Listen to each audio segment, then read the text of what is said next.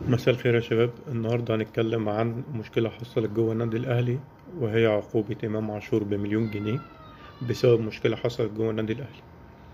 طبعا قبل ما أبدأ أنا عايز أشكر كل الناس اللي بعتت لي رسائل على الفيسبوك واللي كلمتني في التليفون بخصوص الفيديو الأولاني.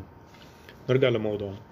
في ناس قالت إن إمام عاشور عمل مشكلة مع محمد الشناوي وعن أساسها اتعاقب بغرامة 1 مليون جنيه. لحد الآن لا حد عارف إيه هي المشكلة ولا حد عارف محمد الشناوي أصلا في المشكلة ولا لأ. بس ده مش موضوع الحلقة.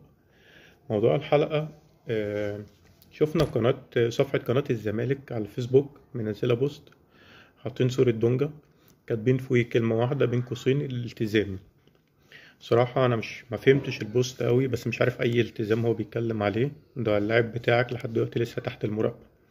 طبعا لو هنرجع كام شهر لورا، كابتن دونجا وشحاتة كابتن عبد الواحد السيد عملوا مشكلة وتغرموا على أساسها 600 ألف درهم، واتحبسوا وخرجوا بعفو ملكي. اللعيبة الحمد لله رجعت مصر، ما سمعناش عن أي غرامة جنيه واحد للعيبة دي. قبلها بكام شهر حصلت نفس المشكلة بردك مع فتوح، الحادثة اللي انتوا عارفينها. والحمد لله اللاعب خرج، بس النيابة أثبتت إن اللاعب كان سايق تحت تأثير مخدرات. صراحة أنا مش فاهم يعني إيه لاعب عندك في الفرقة بتعاطى مخدرات، ولحد دلوقتي حتى منزلش على عقوبة واحدة، مع إن المفروض أنت كان عندك مبادئ آه، تستبعدوا بره الفرقة. بس ما علينا، انتوا قعدتوا طول الفترة تتريقوا وتقولوا مبادئ النادي الأهلي ويعني ايه مبادئ النادي الأهلي، ولحد دلوقتي بتتريقوا على قصة عقوبة إمام عاشور. طبعا دي حاجة انتوا محرومين منها، مفيش مشكلة. جالنا طبعا الكابتن بندق كل 5 دقايق ينزل بوست عن مشكلة إمام عاشور. حتى في بوست شهير كده نزلوه، أكيد كلكم شفتوه، يعني بيقول لك: هو الباشمهندس عادل القيعي يا ترى كان بيقول إيه؟ طبعا باشمهندس عادل القيعي ساعة مشكلة إمام لما كان في الزمالك، ولما جه الأهلي وقال لك إزاي أنتوا جبتوه الأهلي، باشمهندس عادل القيعي طلع قال: هو أنا راجل مش عندي، راجل عندكم، فأنا ماليش يعني هربيه إزاي ما يبقى عندي، أعرف أحكم عليه وأربيه.